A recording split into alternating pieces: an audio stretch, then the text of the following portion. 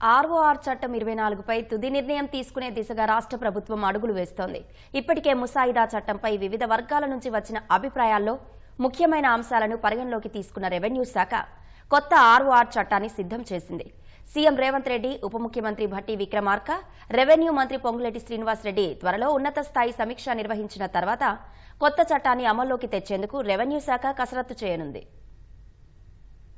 గత ప్రభుత్వం తీసుకొచ్చిన రికార్డ్ ఆఫ్ రైట్స్ ఆర్ఓఆర్ చట్టం 2020తో రైతుల భూముల రక్షణలో కొన్ని ఇబ్బందులు వచ్చాయి. ధరణి పోర్టల్, భూముల వివరాల నమోదులోనూ తప్పులతో భూ యజమానులకు సమస్యలు తప్పలేదు.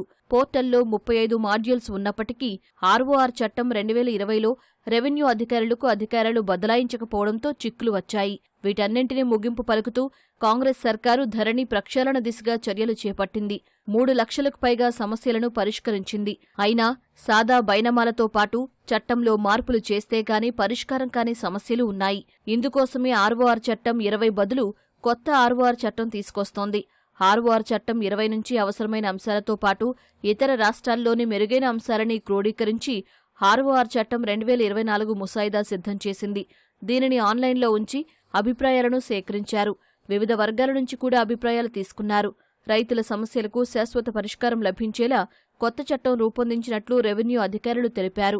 ఈ చట్టంపై మహారాష్ట్ర, జార్ఖండ్ ఎన్నికల తర్వాత సీఎం రేవంత్ రెడ్డి, రెవెన్యూ మంత్రి పొంగులేటి శ్రీనివాసరెడ్డిలు ఉన్నత స్థాయి సమావేశం నిర్వహించి తుది నిర్ణయం తీసుకోనున్నారు. కొత్త చట్టంతో సాదా బైనమాల సమస్యకు పరిష్కారం లభిస్తుందని రెవెన్యూ అధికారులు చెబుతున్నారు.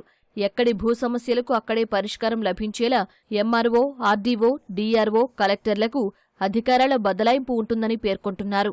కొత్త చట్టం అందుబాటులోకొస్తే వ్యవసాయ భూములు కొనుగోలు చేసినట్లయితే హద్దులతో కూడిన పట్టాదారు పాస్బుక్లు రైతులకు అందజేయనున్నారు.